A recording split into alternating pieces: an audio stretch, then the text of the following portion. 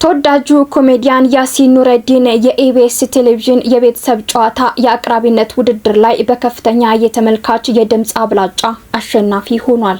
ካሳለፈው የህይወት ውጣ ወረድ አንጻር በስኬቱ ደስ የተሰኙ ወዳጅና አድናቂዎቹ ለቀጣይ ስራዎቹ መልካም ምኞታቸውን እየገለጹለትም ይገኛሉ።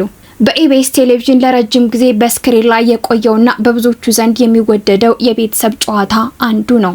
ጣቢያው ጥቂት ለማይባሉ ወራቶች የዝግጅቱን ዋና መሪ በህዝብ ለመለየት በርካታ የሙከራ ስራዎችን ሲያካሂድም ቆይቷል። ወደ 8 የሚደርሱ ኮሜዲያኖችና አርቲስቶችን በየሳምንቱ ለ2 ወራት ያክል የየራሳቸውን ችሎታዎች እንዲያሳዩ በር ከፍቶላቸውም ነበር። ከተወዳዳሪዎች መካከል ለፍጻሜው የደረሱት 4 ታዋቂ አርቲስቶች የተመልካቾችን ድምጽ ለማግኘት ተፎካክረውም ነበር። ከወንዶቹ ኮሜዲያኖች መካከል ያሲኖ የነቀምቱ አንዱዓለም ኮሜዲያን አዝመራው ሙሉሰው፣ ሰመረ ባሪያው ኮሜዲያን ናትናኤል፣ ከሴቶቹ ደግሞ የቤቶቹ ድራማ ፈርጥ አርቲስት ንጹህ ኃይሌ፣ ኮሜዲያን ድርሹ ዳና፣ ቲክቶከር ቤተልሔም ተወዳድረው ነበር።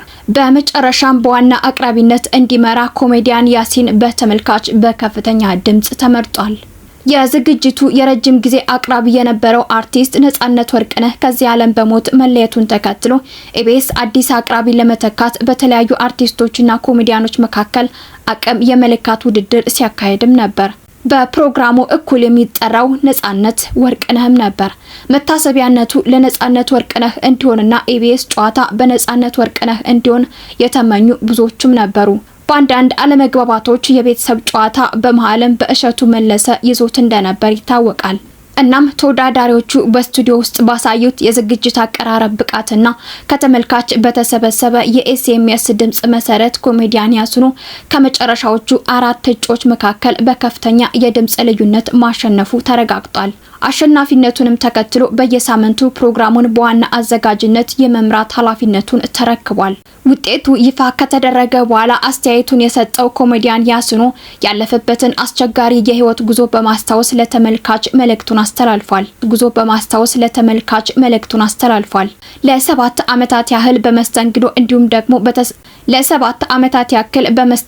እንዲሁም ደግሞ በታክሲ ረዳትነት ሲሰራ እንደነበርና የራሱ ሞባይል ስልክ እንኳን ሳይኖረው በሰው ስልክ ቪዲዮዎችን እየቀረጸ የቲክቶክ ተከታዮችን ከ1 ሚሊዮን በላይ ማድረስ እንደቻለም ገልጿል።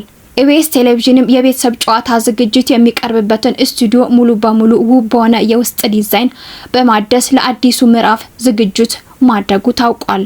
አዲሱ አዘጋጅ ኮሜዲያን ያሲኖ የነጻነት ወርቅነህን አደራ በመረከብ ፕሮግራሙን አዝናኝና ሳቢ አድርጎ ለተመልካች ለማቅረብ መዘጋጀቱንም ገልጿል።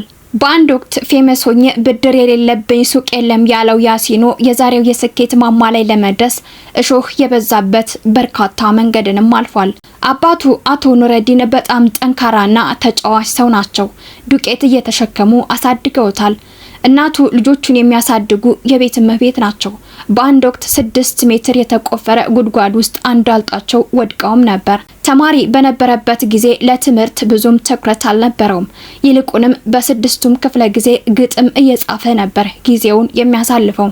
በወቅቱ ከትምህርት መልስ ለእናቱ የቡና መግዣ ይሆን ዘንድ የቧንቧና ትንንሽ የአምፖል እንዲሁም ደግሞ የኤሌክትሪክ ጥገና ስራዎችን ይሰራም ነበር።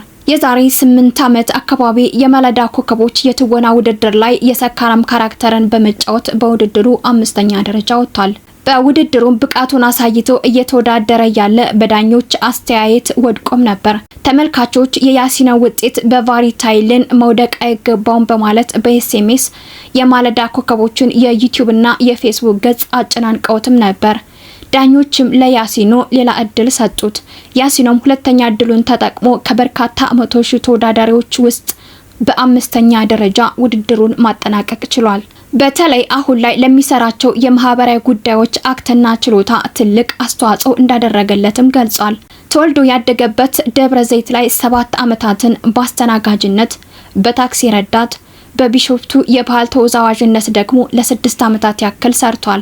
ኑሮን ለማሸነፍ ከደብረ ዘይት ወደ አዲስ አበባ ከመጣ በኋላ እንዳሰበው አልሆነለትም። ከእለት ምግብ አንስቶ ለጎኑ ማረፊያ የሚሆን ኮሳሳ ማደሪያ ጎጆ እንኳን አላገኘም ነበር። 5 ኪሎ ቅድስት ማርያም ቤተክርስቲያን ግንብ ስር አድሯል። ረሃብና ብርድ ተፈራርቀውበታል። የረሃብን አስከፊነት እንዲህ ሲልም ገልጾታል። ረሃብ ይደብራል፣ ረሃብ ደስ አይልም የሚል ነበር። እነዚህ ሁሉ መከራዎች ያሲንን አሁን ያለበት ደረጃ ላይ አድርሰውታል። ሶሻል ሚዲያው ላይ የሚያስቁና የሚያዝናኑ ኮሜዲዎችን ብቻ አልሰራም። ከትልቅ እስከ ትንሽ ልብ የሚነኩ የህይወት ፈተናዎችን የሚያሳዩ ጉዳዮችንም እያከመ እያዋዛ ሰርቷል።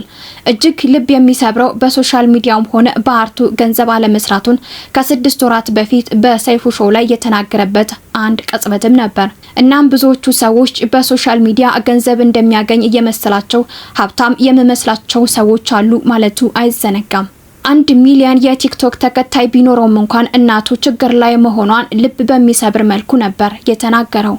እናም ሌሎች በትንሽ ፎሎወር በርካታ ገንዘብ በማግኘት የቤተሰቦቻቸውን ህይወት ቀይረዋል፣ እኔ ግን የእናቴን ህይወት መቀየር አልቻልኩም ማለቱ ብዙዎቹን አሳዝኖም ነበር። የሰፈር ሰዎች በተለያዩ ማህበራዊ ጉዳዮች ላይ ሲገናኙ ለእናቱ ልጅስ ደረሰልኝ ሲሏት በተደጋጋሚ የሰማው ያሲን እውነታው ግን እኔ አልደረስኩላትም ማለቱንም ያስታውሳል። ከልጅነቱ ጀምሮ ለስፖርት ልዩ ፍቅር አለው። ፑሽአፕ ይሰራል፣ ሲክስ ፓክም አለው። ባሳለፍነው ሳምንት በአምለሰት ሙጬ ፖድካስት ላይ ሲክስ ፓኩን በተመለከተ በቀልድ እርቦህ ነው ወይ ያወጣው የሚል ጥያቄ አቅርባለት እርሱም ብቻ ሳይሆን ብዙ አድናቂዎችንም ያወዛገበ ጉዳይ ነበር። መገኘት የሌለብኝ ቦታ ተገኝቼ አውቃለሁ የሚለው ያሲን ለ7 ዓመታት ሞቶ ያፈቀራት አንድ ሴትም ነበረች። እንደ ህይወቱ በፍቅርም እየተጎዳና የሚረዳው ያጣ መሆኑን ነበር ከአምለሰት ጋር ባደረገው ቆይታ የተረዳ ነው። ለ7 ዓመታት ያክል ያፈቅራት የነበረችው ሴት ፍቅሩን መውደዱን የገፋች ናት።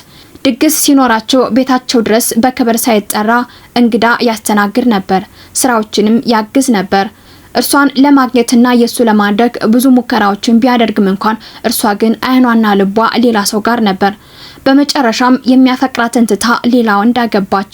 ይህ ለሱ አሳዛኝና ልብ የሚሰብር ነበር። ፍቅርን በተመለከተ የሚሰራቸው ግጥሞችና የኮሜዲ ስራዎች ያሳለፈውን ያልተሳካ የፍቅር ህይወት የሚገልጹበት መሆናቸውን በራሱ አንደበትም ተናግሯል። በኮሜዲ ስራዎች ተወዳጅና ዝነኛ እየሆነ ሲመጣ በኢትዮ ኤፍኤም ሬዲዮ ላይ ከድርሹ ዳና ጋር ከሳምንት ለ2 ቀናት በሚተላለፈው ዳና ኮኔክሽን የተሰኘው የመዝናኛ ፕሮግራም ላይ ለ2 ዓመታት ያክልም ሰርቷል።